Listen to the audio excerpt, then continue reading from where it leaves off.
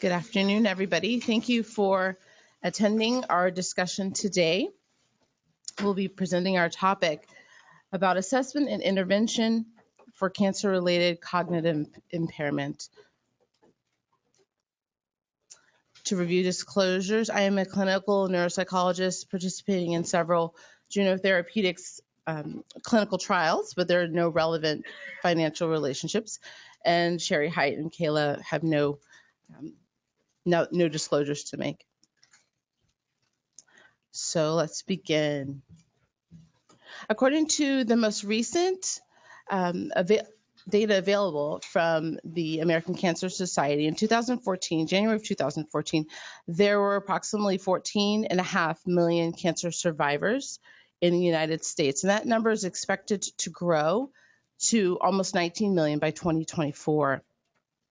And of that group, there have been some estimates that indicate as many as 4 million out of 11 million patients experience late cognitive effects or neurocognitive effects related to their treatment. In a sampling of data from the National Health and Nutrition Examination Survey, this survey sampled patients both with and without a history of cancer, asking questions regarding whether they had experienced memory difficulties, episodes of confusion that interfered with daily life. And the results of that survey indicated that 14% of cancer survivors reported memory problems, okay? And this was compared to 8% of those without a history of cancer. So this represents a 40% increase in the likelihood of survivors reporting cognitive concerns. So what we see here is that this is a significant problem in a population that is only going to be growing, wonderfully so, but an issue that we do need to support our patients in addressing. According to the most recent NCCN guidelines available, there are 7 current guidelines that focus on the vast and persistent impact that both the diagnosis and treatment of cancer have on the adult survivor. And of this list of concerns identified by the NCCN, cognitive function, as you can see, is listed as number 3. So definitely an area that has been identified by the NCCN as that we should be targeting and be focused on. And as an NCCN member institution, it's important that COH be at the forefront of addressing these issues and determining ways that we can support our patients, particularly because the area of cognitive functioning has such implications for their quality of life. So what are we doing? How are we beginning to address the problem? So amongst my colleagues, we each in our own separate disciplines had experiences with patients reporting cognitive concerns. And through discussions with each other, realizing, there really is an opportunity here for an integration of our expertise to better support our patients. So really coming through with our separate areas of expertise, joining together neuropsychology, OT, our school program, and neurology as well. We are really in the beginning phases of trying to develop what would it look like to create a program targeted on, and focus on these issues.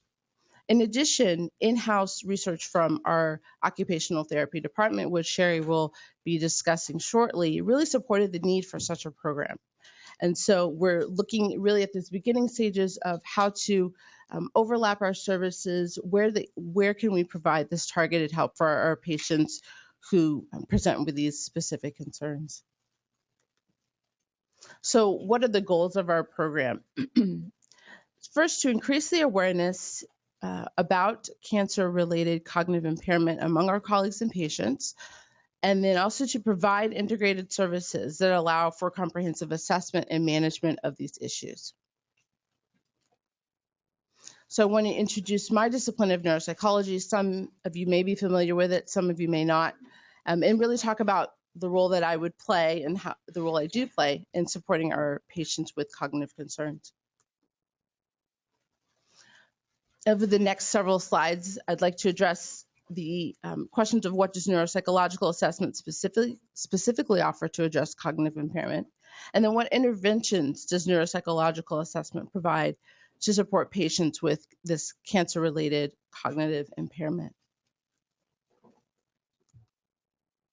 So first, let's just revisit the NCCN guidelines that I briefly addressed earlier. The NCCN has identified approaches to cognitive function assessment, and particularly when there are concerns regarding focal neurological deficits or targeted areas in terms of primary disease in the brain or metastatic disease that involves the brain, then neuropsychological evaluation would be recommended. I'd like to also really highlight and develop that a bit more in terms of thinking about how cognitive issues have an impact on our patients in their daily life. And so when you have a patient, for example, who is having difficulty really getting through their workday with significant memory issues or short-term memory problems or processing difficulties, then you might consider neuropsychological evaluation might be an opportunity for them to have further evaluation and really understanding what's underlying those concerns.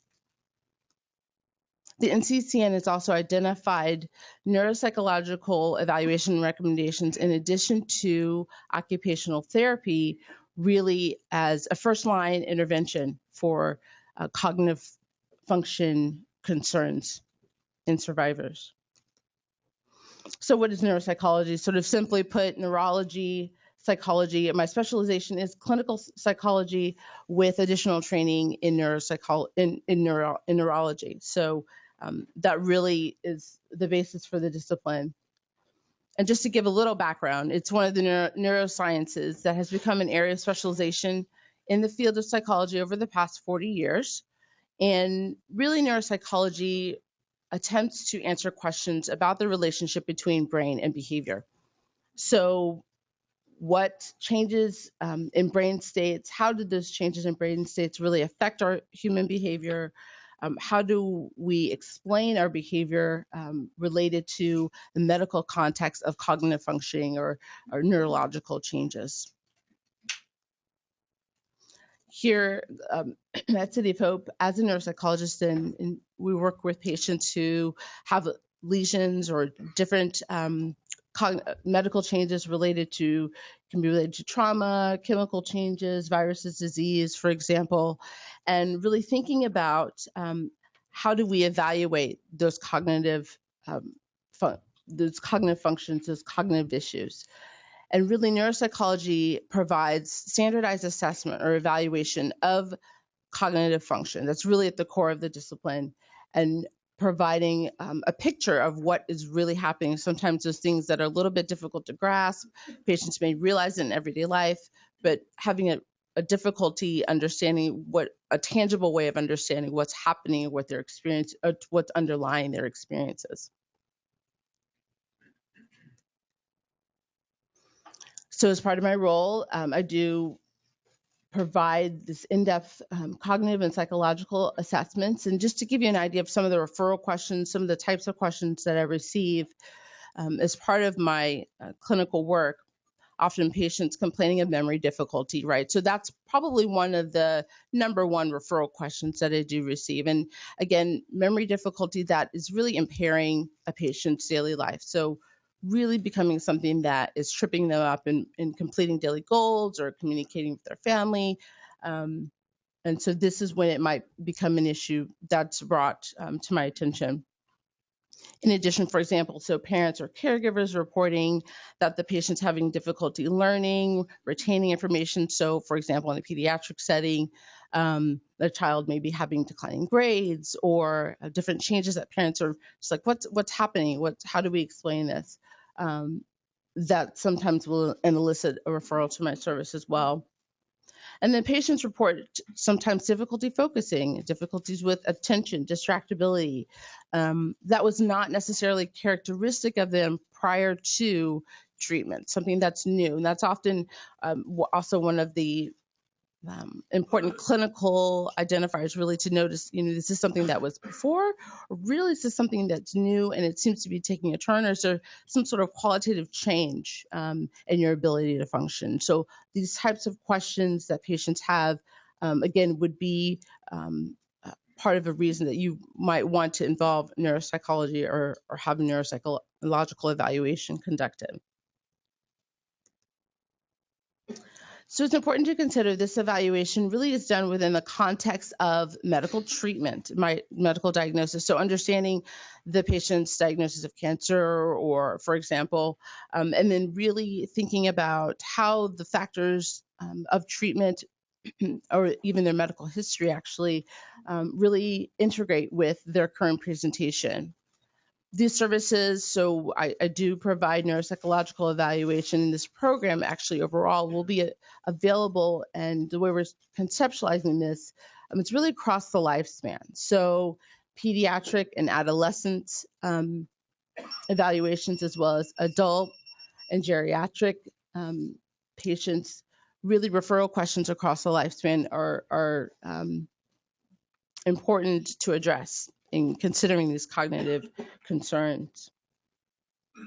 And so the recommendations that, and I'll talk a little bit more about this in a minute, but the recommendations that are generated from a neuropsychological evaluation can really guide treatment, guide a patient through and to a better way of functioning despite their cognitive challenges. And so those recommendations really come into play as ways to help address the situation. Now we know what's happening. How do we move forward to improve it or to make life more functional? So I just want to review with you some of the components of a neuropsychological evaluation, just to give those of you who may not be as familiar with it, really a flavor of what this consists of, okay? It is very comprehensive standardized testing, a type of psychological assessment. So we do assessments of intelligence when that's pertinent to the referral question.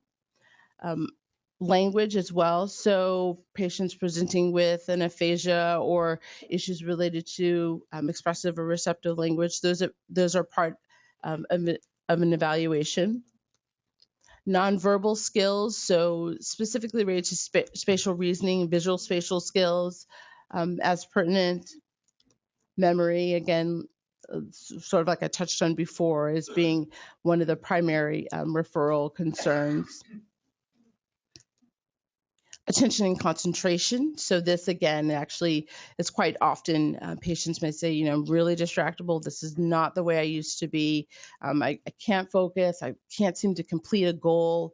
Sort of spinning my wheels. This area is evaluated in a standardized way with tools that are created to address these areas.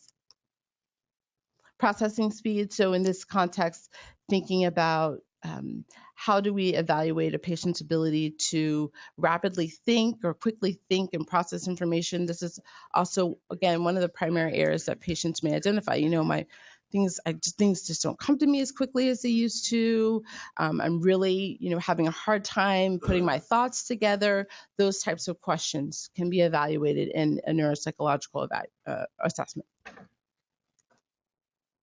I want to spend a little time here talking about this domain, executive functioning. So we do direct measures of executive functioning, meaning table sort of standardized testing measures of executive functioning, but then there's also functional evaluation of this domain. And executive functioning from a cognitive perspective is really understood as an umbrella term, if you will, that covers a number of what we determine are higher level or higher order cognitive skills. So we're talking about skills such as decision making, organizing, planning, the short-term memory, inhibition. All of those cognitive skills come under sort of conceptually this executive functioning umbrella. And it's really, I know I've said a number of them are the primary issues, but this, often when patients come with memory problems, the actual underlying issue isn't necessarily, and quite often is not really memory impairment.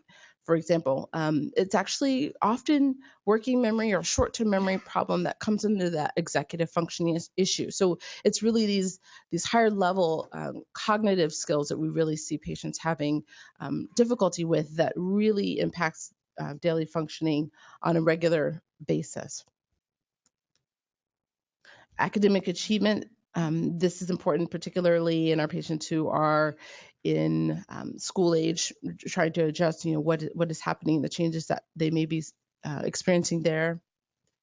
And motor skills, sensory functioning, a brief neurological exam as appropriate.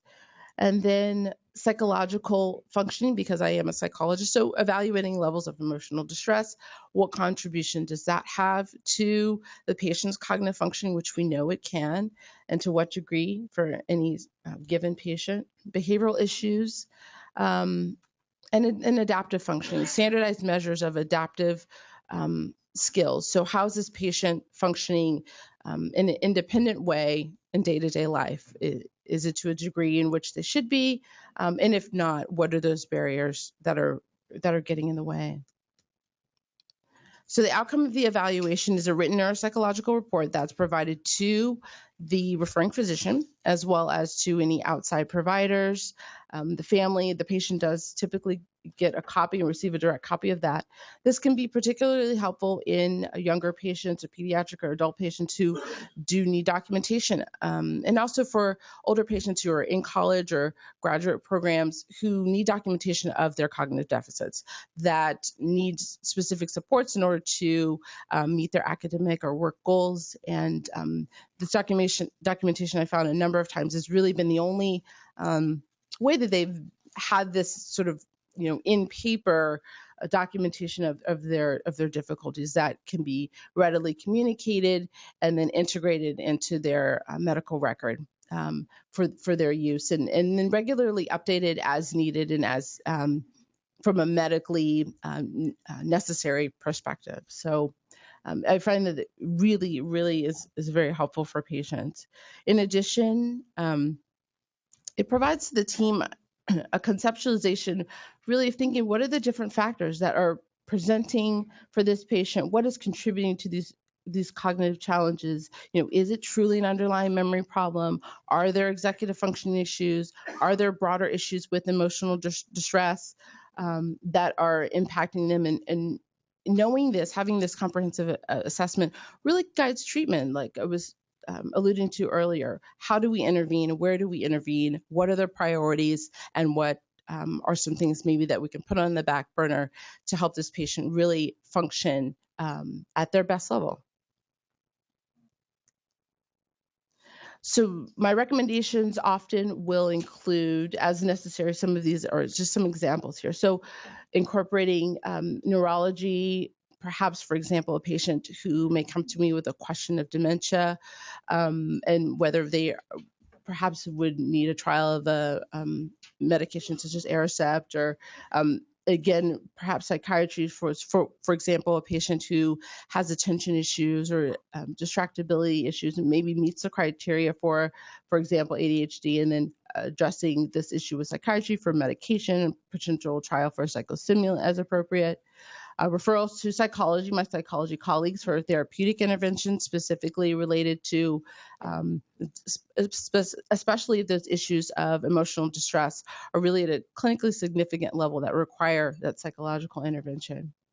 And then, as most pertinent to this talk, really trying to incorporate our colleagues in occupational therapy, and Sherry Height will talk about her role here in just a few minutes, in terms of bringing everyone together for addressing these specific cognitive interventions for the memory, for the executive functioning issues, for the processing speed challenges, as well as my school coordinator, or school program coordinator, Kayla Fulginetti, for support in addressing the educational needs.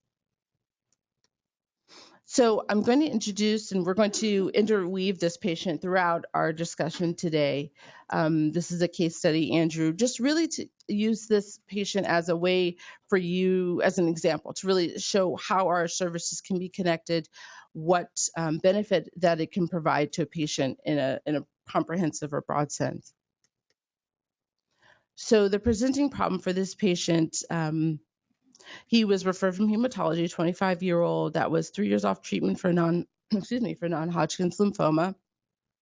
And he had concerns about how the treatment might affect his academic and work performance, and had in particular been noting cognitive difficulties and challenges, specifically short-term memory, so forgetting what people were saying, losing track of his conversations, and had difficulty processing multiple pieces of information. So someone would give him 2 or 3 things to complete, and he couldn't remember what the first one was, losing track. And this was really causing him a lot of distress, particularly because he was a high functioning young man. Medical history is notable for these agents, and particularly I just want to draw your attention to the intrathecal treatments, including methotrexate and cytarabine, we know have direct effects for neurotoxicity, direct implications for neurotoxicity. So thinking about those agents in light of his full medical history and implications for his functioning at this time. And then just noting family history.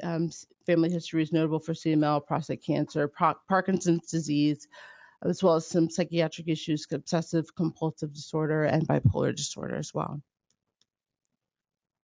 So Andrew was pursuing a graduate degree, and he was working hard for his grades, but also struggling significantly. In addition to being a student, he was employed, noticing also problems at work. So as in a clothing retailer, having difficulty carrying out his job responsibilities. And so these were some areas that were clear and important to think about in how to support him. In addition, so just to review briefly the results of his neuropsychological evaluation, the results indicated that overall he had a very strong level of general intelligence. So his IQ was well into the high average range. However, despite this, there were areas of cognitive impairment that were noted in this broader context. So executive functioning, particularly for Andrew, working memory, attention, processing speed, and this pattern of findings is often consistent with the effects of the type of treatment that he had. And we wanted to think about really, so how do we help him? So if I hopefully been able to illustrate my role in really tying down or being really able to nail down what are the cognitive issues that are actually happening, laying the groundwork for what do we do about it. And so I'd like to introduce Sherry Height, my colleague, for her role as an occupational therapist. So we're going to start out with what is occupational therapy. I know that can be pretty confusing sometimes, but at its core, occupational therapy focuses on engagement, participation in life's roles, routines, responsibility, the day-to-day tasks that occupy one's time.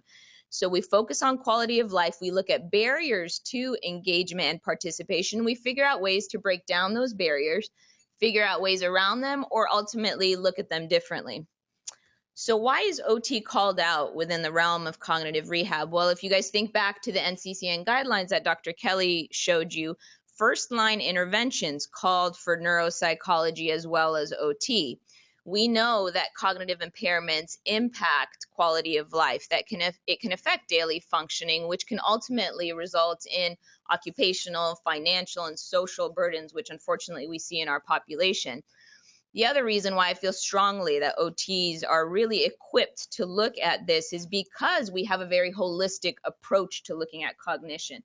We know that there are several contributing factors that can negatively impact cognition, especially within oncology, things like sleep, fatigue, anxiety, stress, and pain. And so when we do our assessment, we assess for issues in these areas, and we can provide those kinds of interventions. And so the model that we use for intervention is this dynamic interactional model. And so at the OT evaluation, if you place an OT consult, every patient is screened for cognitive deficits. We ask questions if they're struggling in certain areas. If they don't report anything, then we'll proceed to standard OT interventions. If they do complain of issues with memory or attention, then at the next treatment, if I'm not fortunate enough to have one of Dr. Kelly's reports, then we'll proceed with the MoCA, which is the Montreal Cognitive Assessment. It's a really great tool, and we looked at various tools, but this seemed the most feasible in this setting. And with that, it targets areas of memory, attention, processing, recall, and it will help guide our interventions. Now, we learned after a lot of practice and a lot of experience over the years doing this model that it's very important to continue to provide standard OT interventions. So know that if we're addressing cognition, we will also be addressing other things. We found that it actually allows us to build rapport a little bit. There's more buy-in into the cognitive rehab, because when we started to really address cognition with patients, it can be very overwhelming. And a lot of patients, this is a very sensitive topic. And so just addressing that, we weren't really as successful as incorporating other things in our treatment plan, things like coping strategies for anxiety or an exercise program. So we'll provide that along with cognitive rehab. And then, as we mentioned, if I feel there are more complex needs or they would benefit from further assessment, then we'll refer out to Dr. Kelly in neuropsychology.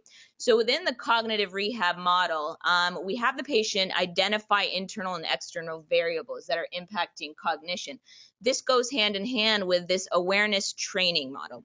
I like this because it's very functional. It has patients participate in certain activities, and we have them be a partner. They engage in treatments. They tell me, what are they struggling with? What's going on? What are they feeling emotionally as they're completing this activity? Why is it challenging? What are different techniques that we can do to modify the task?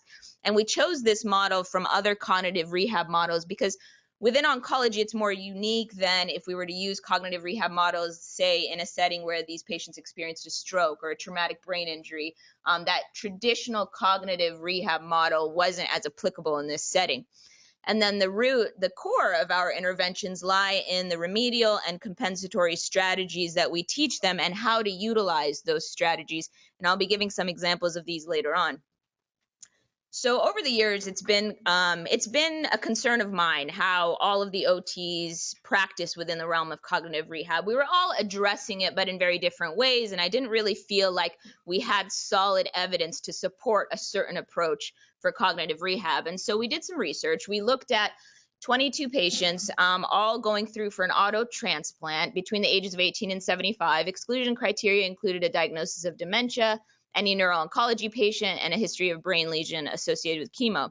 We collected data at 3 time points. So time point 1 was at evaluation. What we collected at that point was their confidence in their cognitive abilities. We had them rate their confidence on a scale of 0 to 10.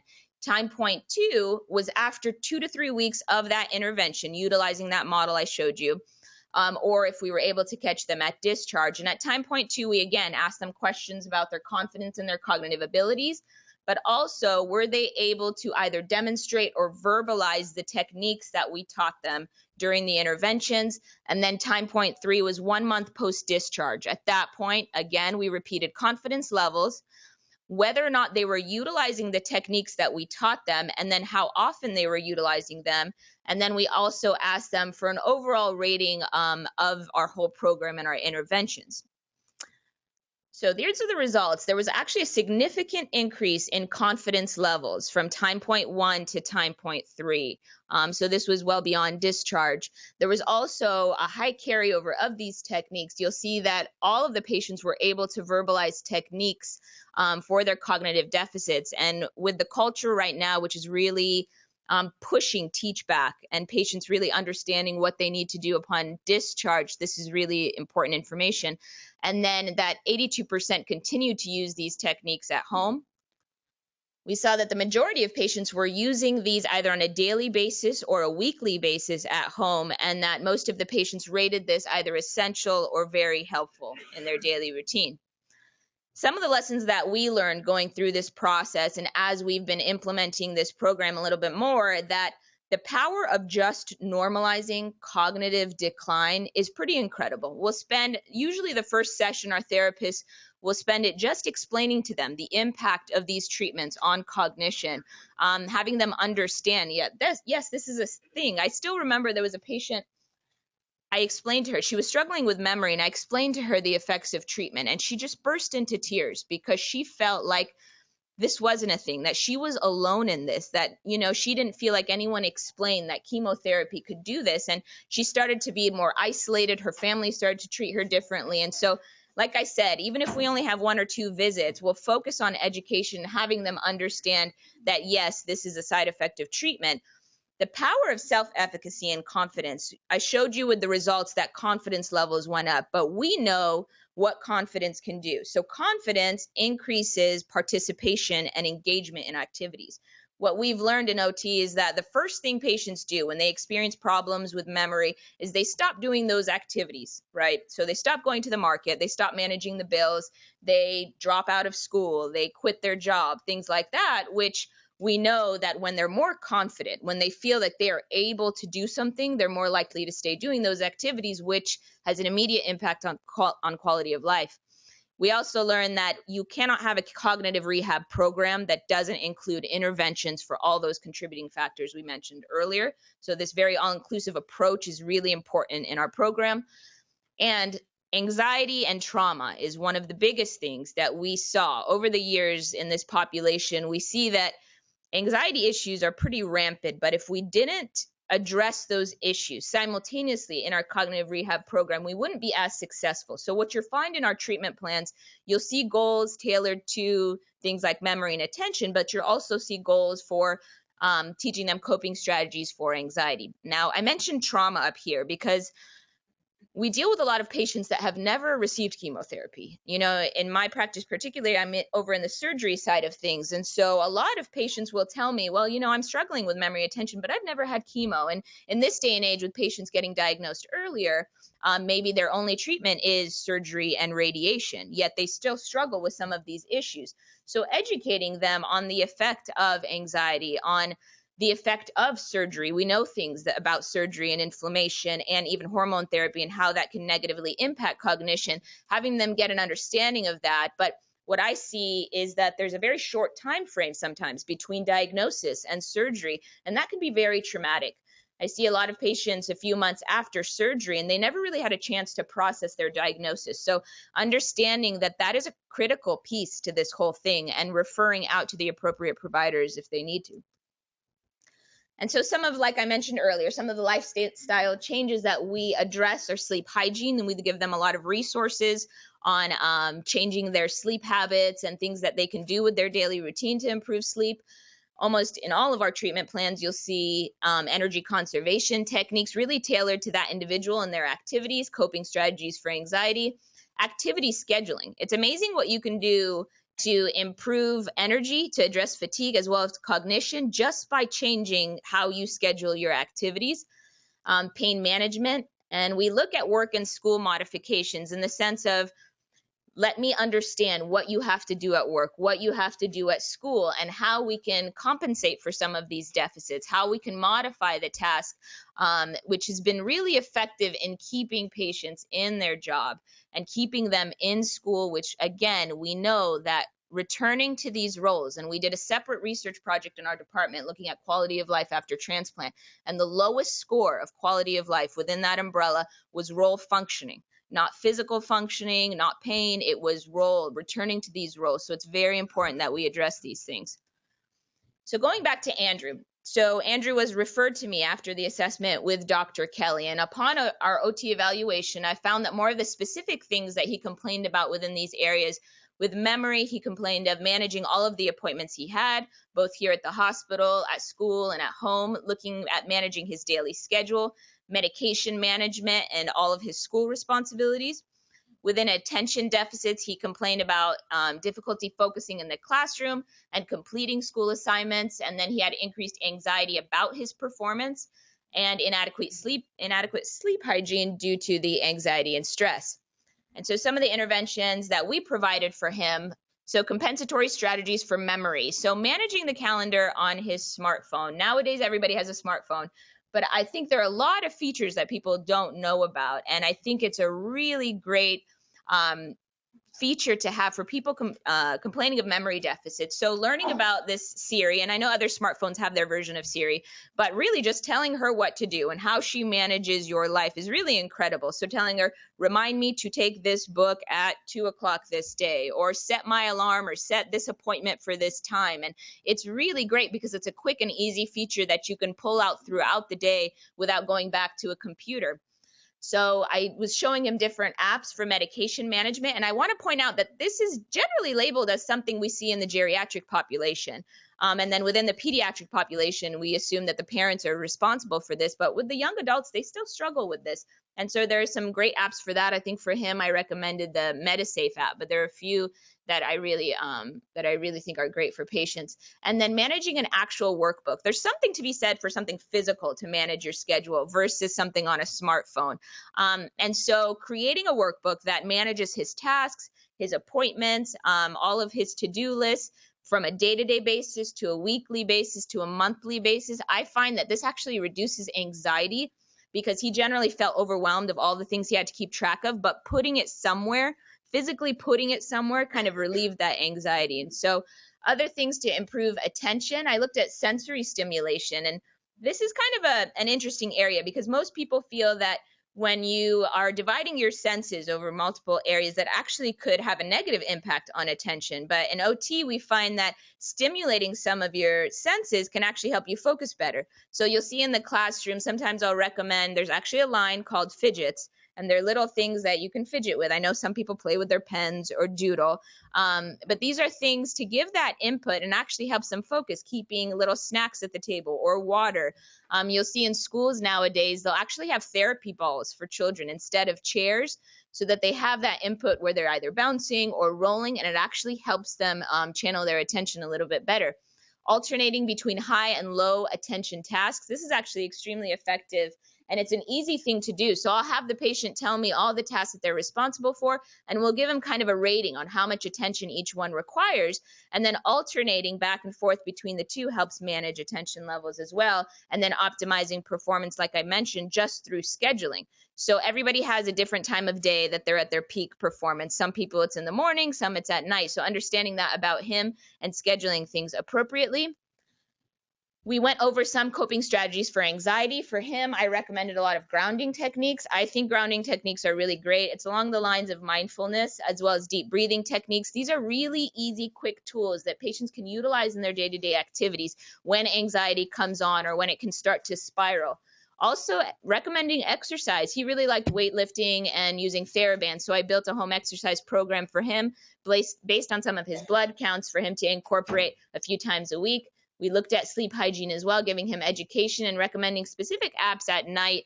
One for him I recommended was called Relax and Sleep. Another great one is called Sleep Pillow, which provides different sounds, and it actually can end the music at a certain time that you set. So those are really great. Then I contacted Kayla. I know Dr. Kelly reached out to her already, but just to fill her in on my assessment and some of the things that we were doing in treatment. So I'm going to pass that along to her right now. So to round out the Cognition and Coping program, I'm here to talk a little bit about the school program, some of the interventions and services that we provide to patients in general, but then also specifically to those patients that do express some cognitive concerns. Dr. Kelly mentioned there are 14.5 million cancer survivors in the US, and to take that one step further, 1 in 5 is under the age of 40. So when we think about it from a developmental standpoint, we know that in general there are specific developmental milestones that are associated with different stages. And when we think of the young adults and probably around like 18 to 40-year-olds, some of the first things that generally just seem to come to mind are things like getting a job, starting a family, finishing school, going back to school.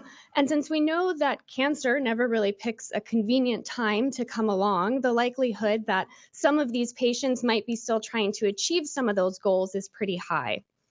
And in October of 2014, 68.4% of 2014 high school graduates were enrolled in colleges or universities, and 1 in 100 US college students is a cancer survivor. So if we know there's the potential for this age group to have some concerns related to education or school, what can we do about it? So City of Hope has a school program. Hello, it's me. I am, along with my clinical social work role, I am the school program coordinator. And the goal is to help City of Hope patients of all ages experience some normalcy in their lives by keeping them on track with their educational goals and sustaining communication with their peers, teachers, and the medical team. Some of the feedback that I have received when we talk about the school program is when we hear the word school, I think most of our inclination is to think of school-aged children. So we think of elementary, we think of middle, we think of high school. And since that's primarily housed in pediatrics, it's kind of a little known program that does exist here. And I wanted to really emphasize that the school program focuses on patients of all ages. So anything that relates to school is something that I can potentially help with. So I've helped preschoolers getting into Head Start programs all the way up to adults interested in going back to school to get their GED. And also, as I'll focus on a little bit more, some of our college students. Since I have a bit of a captive audience, I thought I would share in general some of the services that the school program does provide to patients. I get the opportunity to do a lot of individual and family counseling on educational options. So I'll meet with the patient, I'll meet with the family if it's a pediatric patient, or I'll meet with the adult patient to really talk about what is their current educational status and then what are plans for the future. I do also collaborate a lot with the medical team in order for me to know what type of treatment they're getting, what is their medical status, how is that going to impact their academic status. So things like how long they might be out of school for, getting clearance for them to return back to school, and then also helping with that reintegration process. I work with patients in schools to formulate an academic plan, and primarily for our pediatric patients, that might mean things like arranging for hospital instruction, doing homeschooling, independent studies. And then for some of the older adults, it might be things like doing online classes or ways that they can reintegrate back into school. I have a very special opportunity, again, more for pediatric populations, but I'm able to go to classrooms and present to their classmates in order to prepare classes for a student's return to school. So talking to them about the specific disease that a student had, allowing the student, if they want to be there, to kind of be the mini expert on what they've been through, and then also just some of the general psychosocial components that come up with when you're coming back to school. As Dr. Kelly mentioned, I do a lot of educational advocacy, so I have the opportunity to attend IEP meetings, 504 meetings at schools, and really work with the patients, the families, and the schools to ensure that if there are needs or accommodations that they deserve, that those things are being met for the students. And sometimes I'll meet a patient through a school program referral. So somebody's come to me after being several years off of treatment and they're expressing some concerns with their cognitive functioning. So Dr. Kelly and I do work very closely together to identify those patients that might need neuropsychological testing and then work with the medical team to obtain consults. And lastly, the college and career planning for the older ones. For this presentation, because it's more kind of adult focused, I'll be focusing more on the last three there. So when we look at interventions for young adult patients or patients that are interested in going to college or getting back into school that have had some cognitive impairments, there are two laws that basically allow for protection and accommodation for cancer survivors. The Americans with Disabilities Act protects students who attend public and private institutions from any type of disability discrimination. And then more specifically, Section 504 of the Rehabilitation Act, which states that academic institutions that receive federal funding are legally obligated to provide students with equal benefits, services, and opportunities. So for students that are attending college, they must be provided with equal access to classrooms, as well as be eligible for additional accommodations, which might include things like sound amplification aids, speech-to-text software, note-taking services, priority class registration, which is major for some of the larger institutions, and course substitutions. I wanted to highlight two other resources and interventions that are specific to kind of the college age group or in people interested in going back to school. The first being medical leave of absence assistance. So I have heard many times from patients that were diagnosed with cancer, that were in school, that thought the easiest thing to do in that moment of crisis and chaos was just to drop out. They say, I'm going to focus on my treatment, I'm going to focus on getting better, but there are other options.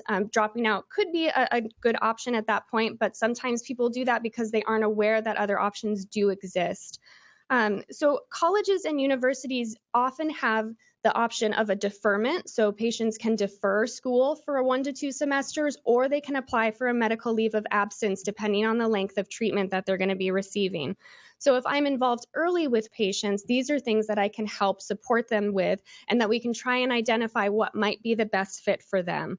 One of the key things to note is that if a patient does drop out of school, they're going to lose that protected spot in the university. So by doing either a deferment or a medical leave of absence, their spot is protected so that when they want to go back to school, they don't have to go through the entire application process again. So we know, as Sherry mentioned, when we talk about survivors and getting back into that role, breaking down any type of barrier to try and help them ease back into that transition quicker, such as doing the medical leave or deferment, is going to hopefully help them ease back into that position sooner, and then overall improvement in quality of life for them. I also do help patients with scholarships. I have currently an active list of about 20 scholarships available for cancer survivors. They're general to cancer in general, or they can be disease specific. And I help them through that application process, which also includes facilitating some letters of recommendation from the medical teams. I wanted to go one last time back to Andrew, as I got the referral from Dr. Kelly, as well as Sherry, as she had followed up with him and done her assessment.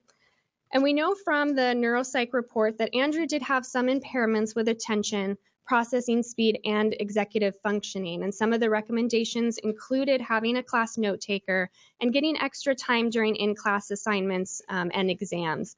Andrew, in talking with me and through my assessment, did reveal that he had significant concern regarding the financial cost of college, which he did associate to some of the anxiety that he had been experiencing. My primary intervention with Andrew was really to make sure that he was connected with the Student Services or Disability Office at his university. We figured out who he needed to contact, what paperwork he needed to do, and then made sure after he signed the HIPAA release that we sent the neuropsych report over to the university for further documentation and recommendations for him. He was approved for all of the recommendations and accommodations in the classroom, which he did say greatly impacted his success. I also worked with him on his scholarships. We went through and figured out which ones would be the most appropriate for him and helped him through that whole application process, which did include some letters from the physicians. And then over the course of the years that he was in school, he would touch back in and say, oh, I need additional documentation. I need to renew my scholarship. So being available to him across that continuum of his academic career to make sure that we continue to support him with some of those documents. Andrew did report that the interventions provided by the three of us really did have an impact on his overall quality of life, and it ultimately did really impact his academic success. So to kind of wrap up and bring us to a close, we wanted to provide some information about how to refer patients if you have patients that are expressing any type of cognitive concerns or seeing any type of cognitive impairments, or if you're interested in kind of picking our brains and seeing what of the three services might be the most beneficial for a patient. Neuropsychology and occupational therapy do require a physician's order through acute care.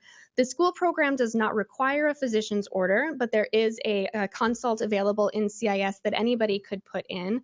You can also feel free to email any of us to see what might be appropriate for some of your patients. And we are always kind of here to further help and see how we can address some of our cognitive needs of our patients. So thank you all for listening, and we have a few minutes.